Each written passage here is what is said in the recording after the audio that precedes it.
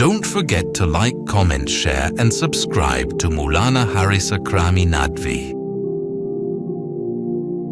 السلام عليكم ورحمة الله وبركاته.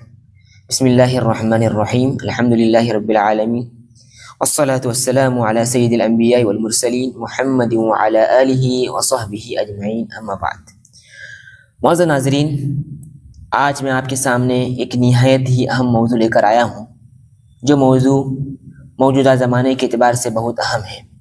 دراصل ایک فتنے کی طرف میں اشارہ کر رہا ہوں جس سے اپنے نوجوانوں کو بچانا بہت ضروری ہے، کیونکہ نوجوان اس فتنے کا شکار ہو کر اپنے عقیدے سے، اپنے دین سے دور ہو رہے ہیں۔ اور یاد رکھ لیجئے، میرا اشارہ کسی خاص طبقے کی طرف یا کسی خاص شخص کی طرف نہیں ہے۔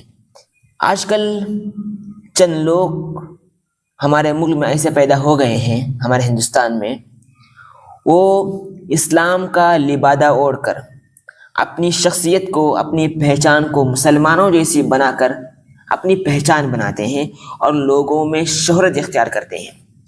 اور جب لوگوں میں ایک خاص شہرت ان کو پیدا ہوتی ہے اور جب ان کے اچھے خاصے فالوورز بڑھتے ہیں تو وہ اپنا اصلی رنگ دکھانا شروع کر دیتے ہیں۔ جس دین کے ذریعے، جس لباس کو اوڑھ کر انہوں نے اپنی شہرت کمائی ہے، اس شہرت کو حاصل کرنے کے لیے اور جس سے فائدہ انہوں نے اٹھایا ہے، فائدہ حاصل ہونے کے بعد وہ اپنے عقائد کی تشریح کرنے لگتے ہیں۔ آہستہ آہستہ اپنا رنگ بدلنا شروع کر دیتے ہیں اور اپنا اصلی رنگ دکھانا شروع کر دیتے ہیں۔ معزز ناظرین، یہ محض ایک ارتداد نہیں ہے بلکہ کھلا دھوکہ ہے، ایمان سے غداری اور امت کے جذبات کے ساتھ سنگین کھلواڑ ہے۔ دیکھنے میں معمولی لگتا ہے کہ کوئی آپ کو سکھا رہا ہے، کوئی کوچنگ دے رہا ہے، کوئی سکھا رہا ہے، اور وہ آپ کو کیسے اپنی طرف راغب کرتا ہے؟ اپنی اسلام کی شناخت بنا کر، مسلمانوں کی جیسی شناخت بنا کر، اور آپ لوگ اس کی اس شناخت کو دیکھ کر اس سے مانوس ہوتے ہیں۔ لہذا سب سے پہلی چیز، ہم اس بات کو ذہن نشین کر لیجئے، یہ آن لائن کوچنگ کے چکر میں نہ پڑیے۔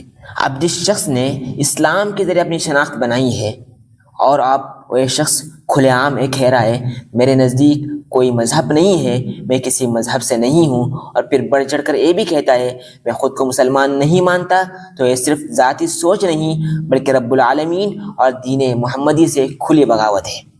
آپ ان چیزوں کو معمولی لیتے ہیں، یہ چیزیں معمولی لینے کی نہیں ہے، لہٰذا اپنے بچوں پر نظر رکھیں کہ وہ کس چیز کی طرف ان کی نظریں ہیں اور کہاں ان کی نگاہیں ہیں۔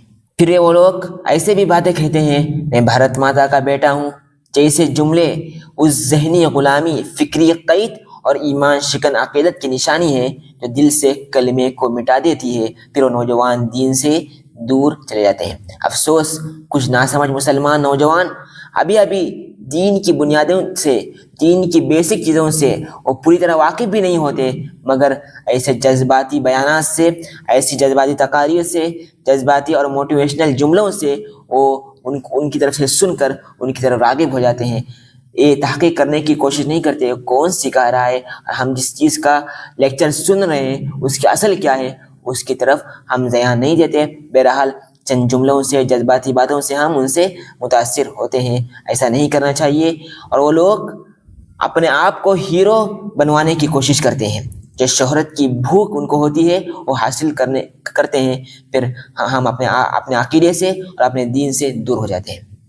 سوچو، جو اللہ اور اس کے رسول کا وفادار نہیں ہو سکتا، جو مذہب اسلام کا وفادار نہیں ہو سکتا، وہ تمہارا خیر خواہ کیسے ہو سکتا ہے؟ لہٰذا اپنے آپ کو بربادی کی طرف لے جانے سے بچائیے۔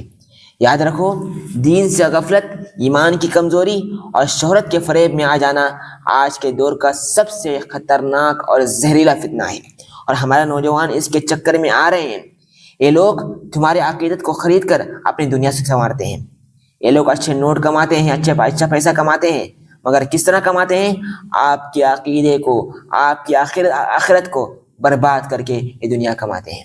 بہرحال اکبر الہ آبادی نے کیا خوب شعر کہا ہے، تم شوق سے کالج میں پڑھو، پارک میں کھیلو، تم شوق سے کالج میں پڑھو، پارک میں کھیلو، جائز ہے غباروں میں اڑو اور چرخ پہ جھولو، پر ایک سخن بندے عاجز کا رہے یاد، اللہ کو اور اپنی حقیقت کو نہ بھولو.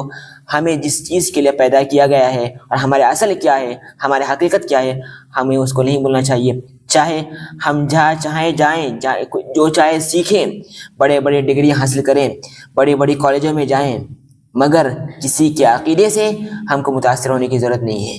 اگر کوئی عقیدے کا پرچار کر رہا ہے اس تعلیم کے آڑ میں تو سمجھ لینا چاہیے وہ آپ کے عقیدے سے کھلواڑ کر رہا ہے. لہٰذا آج نصیحت پہلے سے کہیں زیادہ اہم ہے. اپنی پہچان کو مت کھو، اپنی ایمان کی حفاظت کرو، ورنہ دنیا کی تالیوں کا شور تمہاری آخرت کی چیخوں کو نگل جائے گا. بہرحال یہ چند چیزیں تھیں میں آپ کو بتانا ضروری سمجھا. لہٰذا اللہ سے دعا ہے کہ اللہ تعالی ہمیں ہر فتنہ پرور، ایمان فروش، خوش گفتاری کے پردے میں ایمان لوٹنے والوں کے شر سے محفوظ رکھے، اور ایسے دھوکے باز چہروں سے بچائے جو مسکرا کر دل جیتتے ہیں مگر ہمارا ایمان چرا لیتے ہیں. آمین. السلام علیکم ورحمۃ اللہ.